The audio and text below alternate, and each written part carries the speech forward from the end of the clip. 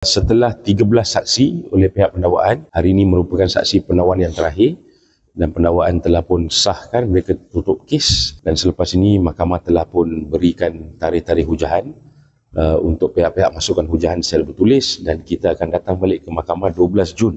Kita semua tahu daripada hari pertama sehingga sekarang memang pegawai tangkapan mengesahkan tidak ada CCTV, tidak ada recording langsung tentang prosedur penggeledahan. Tetapi ada seorang daripada saksi pendakwaan menyatakan dia ada ambil video pendek durasi lebih kurang 45 second berkenaan dadah tu dijumpai. Sebelum ini saksi itu mengesahkan bahawa telah hantar video itu kepada pegawai penyiasat. Hari ini pegawai penyiasat datang.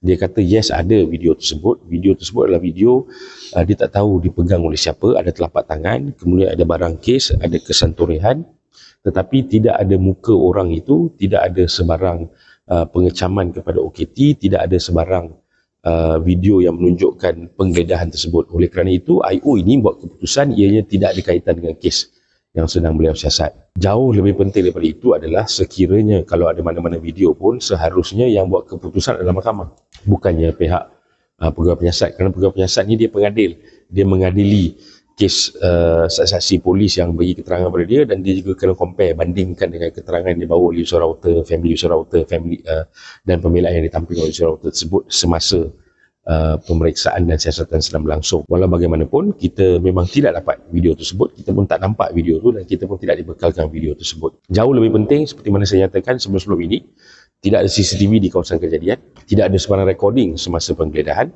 dan even di IPKKL pun tidak ada sebarang CCTV atau sistem ITIS untuk mengesahkan bagaimana penggeledahan berlaku dan betulkah sebenarnya dadah dijumpai pada seat belakang di IPKKL tersebut di hadapan surau.